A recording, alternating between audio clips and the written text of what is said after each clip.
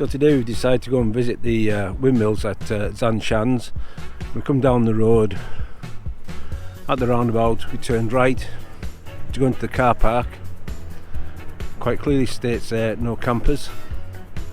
We managed to get turned there, back to the roundabout, straight over and up to the top, about 100 metres, come to a T-junction and you see like a yard opposite, and it shows blue sign for car parking, and to the left and right it definitely shows no parking for camper vans and motorhomes, but just go straight into the yard opposite the T-junction and then up to the top right hand corner, and it costs you €10 despite what Park for Night says it is open because we've just parked there. So anyhow, we're now going to continue on round and have a visit of the windmills. Catch you in a bit. So that's us, we're now in. You can see some of the windmills over there, and this is what it's all about. So we'll have a quick walk around, come and join us as we wander around and discover what's what. And these are working windmills as well. Loads of people from coach parties. Look at all them coaches in.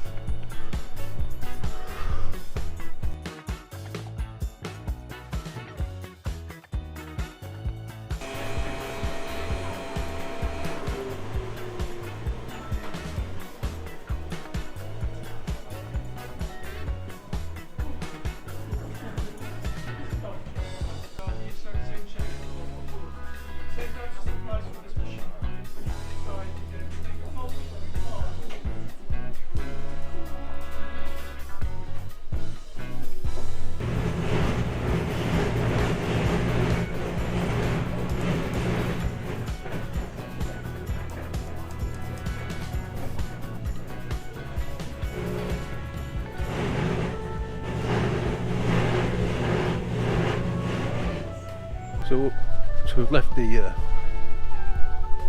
clog factory over there, over the first bridge, and that's us.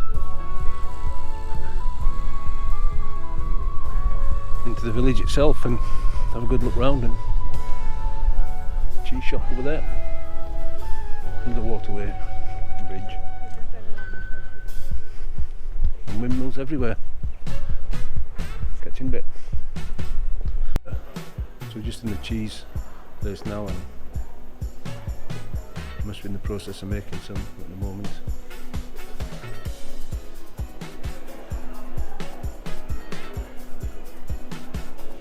Edam cheese, that's where we were yesterday, Edam. Lovely place. A lot of video and commentary showing you how it's made.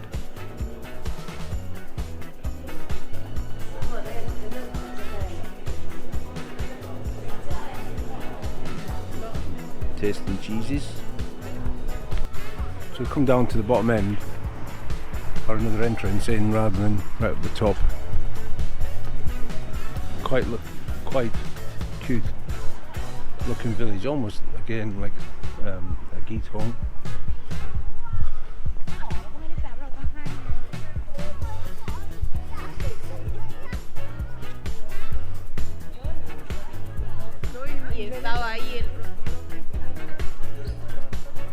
Anyhow, let's go and have a look at some of the windmills.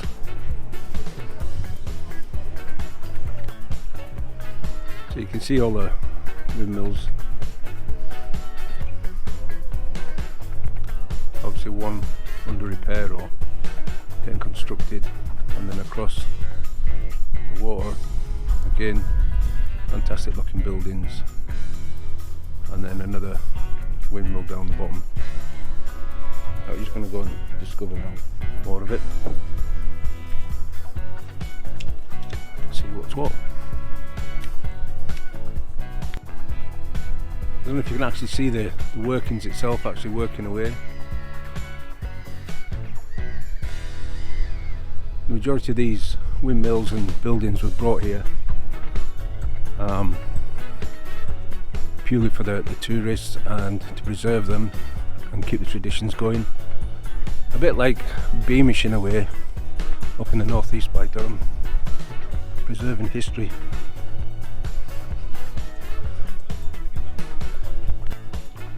So there it is again from a different angle.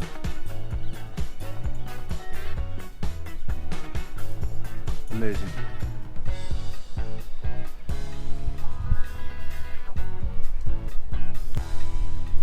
I think this windmill owner is a little obsessed with windmills.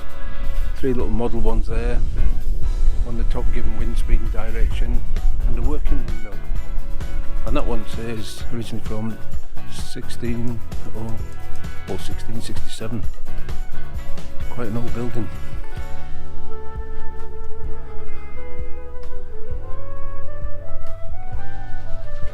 Amazing looking. So this windmill itself is fully functioning, not just for display, and it's producing timber. It's a sawmill, so good to see. You can see people actually live in these houses as well. Amazing. So that's us reached the top end, the end windmill. Big map here. Information in different languages including English. As it says there, since 1961 various properties and windmills from the region have been moved to this site to preserve them for future generations. It all began in 1946 when a group of local residents, the Zaanse, including architect Jaap Schnipper, 1950-2010, wanted to prevent demolition of the local industry's heritage. One suggestion was to create a conservation area for sand timber industry. Schnipper drew up a plan, and with that a few alterations were then based for the Zaanse Schans as we know it today. So some of the stuff was moved on boats and by road and all that. But yeah, interesting to say the least. Good thing is it's keeping the heritage and history alive, which is good to see. Catching a bit. I don't know if you can actually see inside there. I'll try and make it as best you can. But an old fire engine or fire pump. You'd think there was enough water around here that if one of them went on fire, you'd be able to put it out just using buckets, but hey ho. Hopefully you can see it. Some original tins for sale there.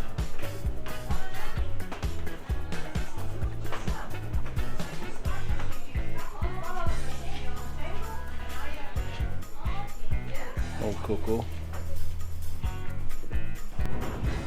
This one's obviously producing herbs and spices because that's all you can smell.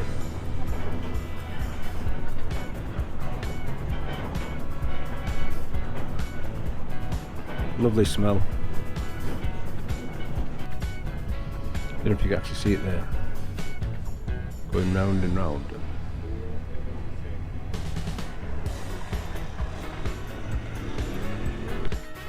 So we're just having a quick nose around the bakery museum. The smell in here is unbelievable. Really nice. Makes you feel hungry.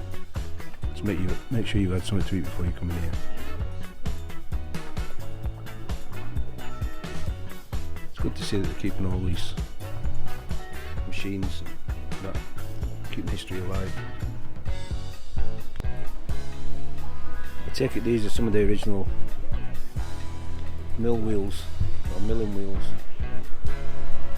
used for grinding and stuff like that. Anyway, that's just basically come to the end of our tour. Let's say heading on to Haarlem now. Catch you in a bit.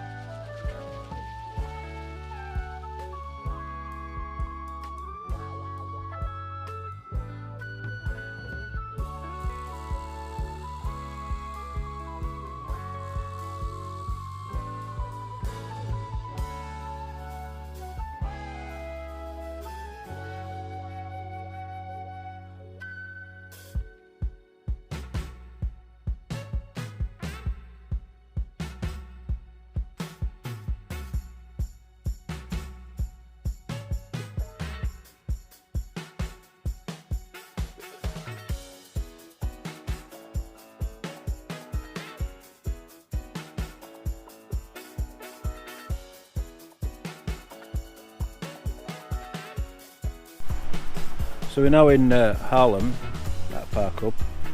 What 3 words is Drape Panthers Zone. It is next to a road. You can hear a lot of road noise at the moment. I don't know what it's going to be like later on tonight. There is toilets in a porta cabin there. The electric, you can see electric cables running all over the place. You've got 2 options. One is you plug direct in and you pay extra for that, and then the other one is 50 cents, which is metered. We try to plug into it, put €1 in, and basically got nothing. The electric's not working at all, and a few of the vans have obviously been complaining because they're doing it. Anyhow, we're going to walk into Haarlem now and see what that's all about, and keep you updated. Catch you in a bit.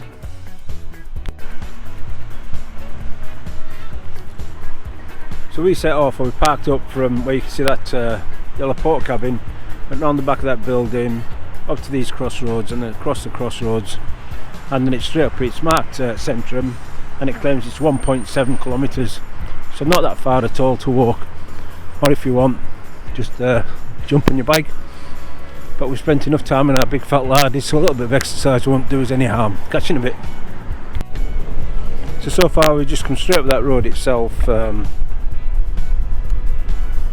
just under 0.9 of a mile, across one of these waterways. Unusual to find one of these waterways here in the Netherlands, but anyhow, let's head on into the centre of Haarlem and see what's there.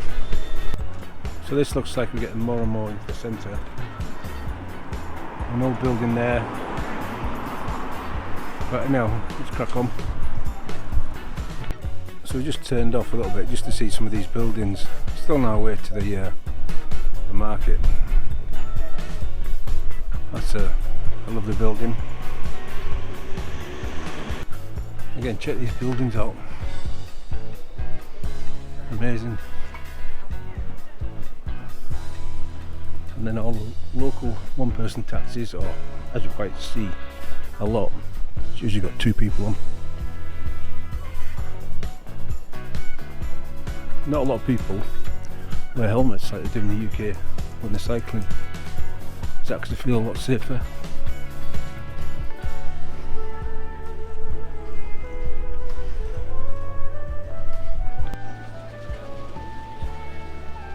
So this is us in the gross market itself.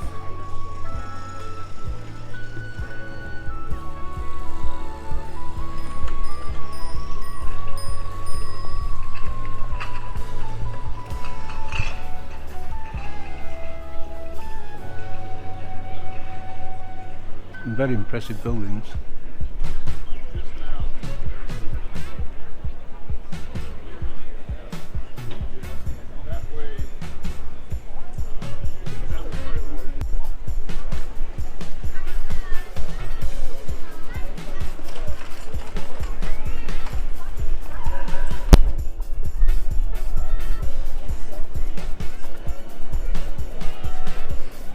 We're still in the gross market square itself.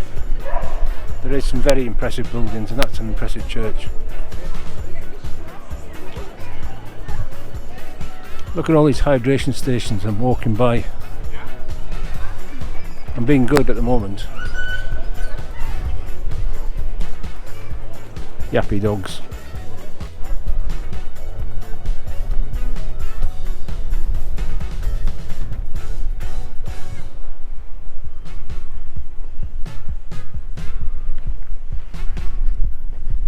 So we're just going to walk down this way, heading towards the river, because there's meant to be another nice looking windmill somewhere about. So we're going to go on the hunt for it.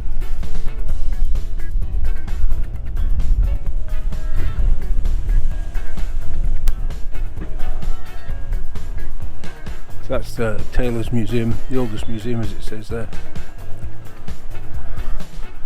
Down by the river, canal, whatever you want to call it. Big boat just gone through, so bridge coming down. Again, some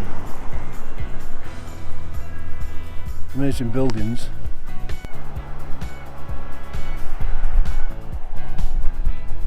Right, so we've just followed the canal, Leak River down. Look at this windmill. As you can see, it's under repair at the moment, or refurbishment, whatever you want to call it. Plenty of boats lined up at the side. So what we're going to do now is just going to walk back up towards the centre and that, and see what other delights we can find. Again, some stunning buildings. Now, I think I've mentioned before what I'd heard about some of the houses in Holland starting to sink, move, etc. But that house is definitely one crooked house. It's from 1692 though. Definitely a listed building in more ways than one. What do you reckon? Another thing is, when you start coming down some of these side streets in any of the towns that we visited in the Netherlands, you were surprised at what you come across. No need to stick to the main streets and the shopping centres. Just go and have a look, see what's around and all that. And some of the cars that you'll see. Yeah, Haarlem. Yeah, I don't know what to say. Fantastic.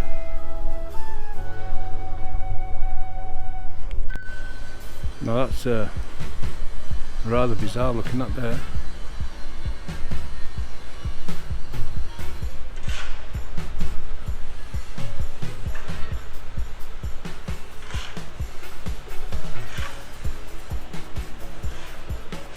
Got a date there saying 1624.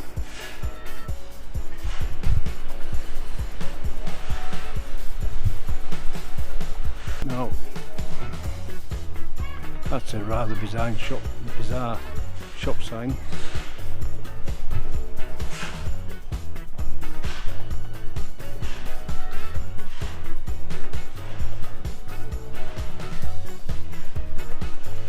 The date on that building says 1628. Like the Maltese cross.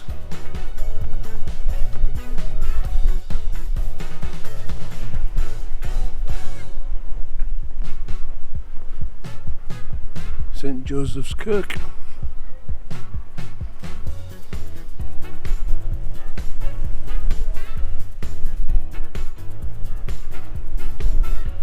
And there goes Jack in to have a look in a church.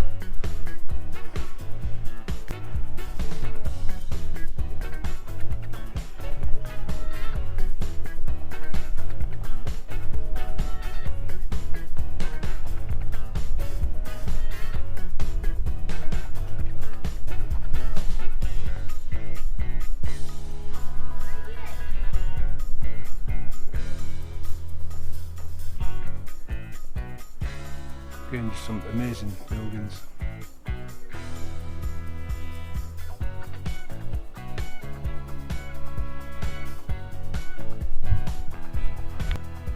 Again, we've just walked down another one of these random streets and just look at it. Another thing that's really missing when you walk down these back streets is the hydration stations, but I'm sure we'll come across one soon.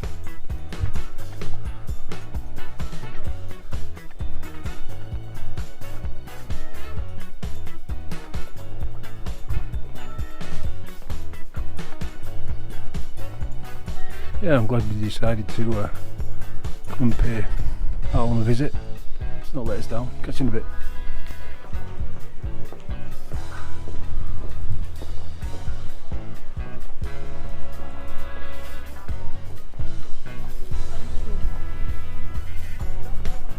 Where the church was right at the beginning in the square, we now decided to walk down some of the streets that shoot off. Just looking at some of these amazing buildings again. 1887. A lot of old buildings here in Haarlem. Lovely. I don't know if you can see all these cute little shops. church here.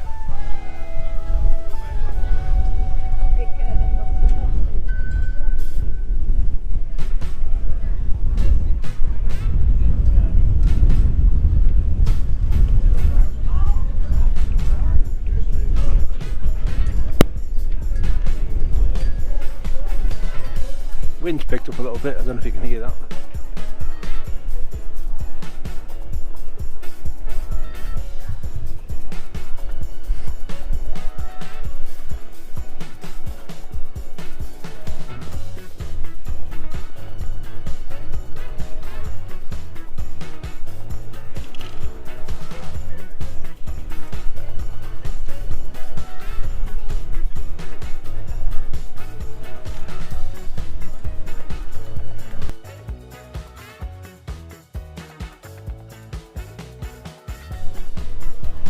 Again, another interesting building.